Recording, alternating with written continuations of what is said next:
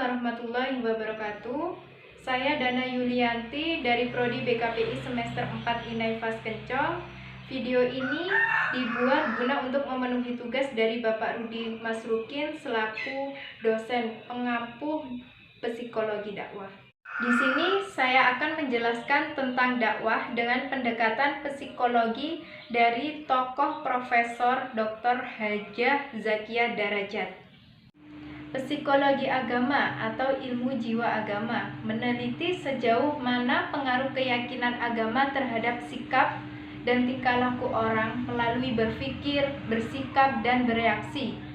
Tingkah laku orang, baik dalam berpikir, bersikap, maupun bereaksi, tidak dapat dipisahkan dengan keyakinannya, karena keyakinan itu masuk dalam konstruksi-konstruksi kepribadiannya. Lapangan penelitian psikologi agama atau ilmu jiwa agama adalah kesadaran beragama dan pengalaman beragama. Jika psikologi dakwah berusaha menguak apa yang melatar belakangi tingkah laku manusia yang terkait dengan dakwah, maka psikologi agama mencari tahu seberapa besar keyakinan agama seseorang mempengaruhi tingkah lakunya.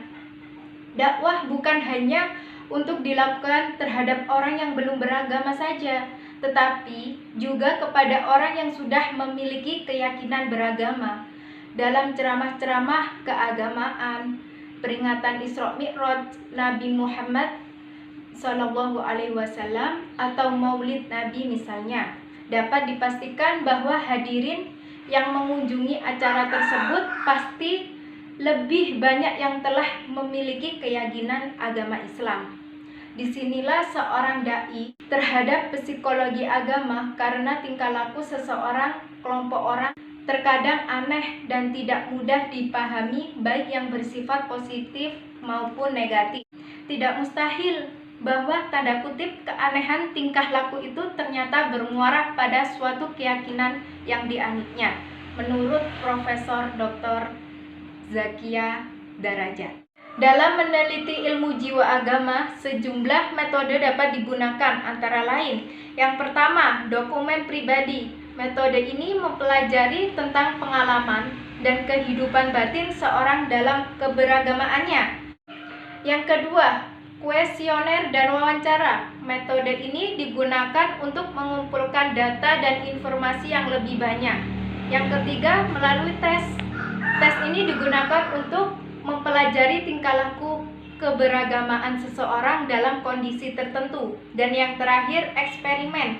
Eksperimen ini digunakan untuk mempelajari sikap dan tingkah laku agama seseorang melalui perlakuan khusus yang sengaja dibuat.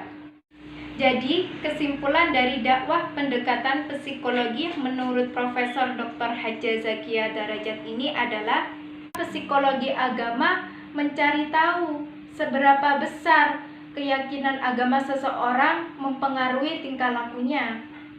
Dakwah bukan hanya untuk dilakukan terhadap orang yang belum beragama saja, tetapi juga kepada orang yang sudah memiliki keyakinan beragama.